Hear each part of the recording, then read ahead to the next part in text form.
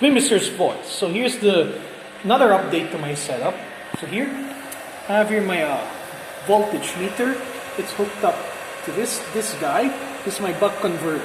So it's feeding in 12 volts and putting out 7.6. Now, if I adjust this forward or backward, I can change the reading. Like, wait, where is the friggin' pot? If I go down, it goes down, right? If I go up, it goes up. Now, let's say I want to put it to like maybe 7.7 or something. Now you notice the current's at 9.0, 9.5. I can also control the maximum value for the current by turning this knob. So if I go down,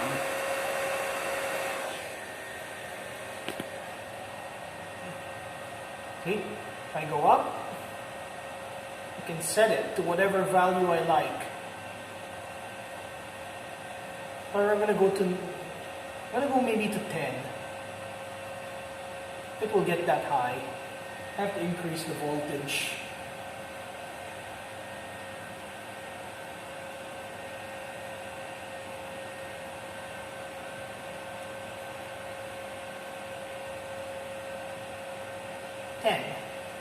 Now I can decrease the voltage until it no longer reads a 10.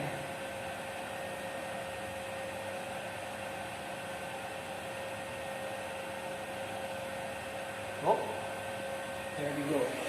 So at this voltage you will read a 10. Now that's just me setting the current. This is not the amps. You have to divide that number by 2.447. Yeah. 2.4725 or something. 427, whatever, fuck it. 2.42.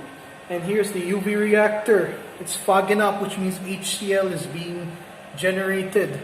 Chlorine is coming out through this end.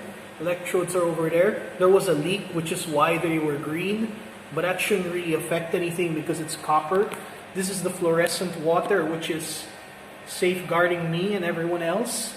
This is the scrubber that pretty much all the gases come out. Eventually HCl will be produced here after a few days. I usually run at higher current, but since it's nighttime, I like running at lower current because nighttime, you know, I'm not going to be awake. Anyway, that's pretty much it for the update. And of course, here's the UV lamp. That wrench is my favorite heat sink, so that it can run for way longer. I should put this far away from the plug, but I mean, it doesn't matter. This plug is broken though. So yeah, it's on the on positions, obviously.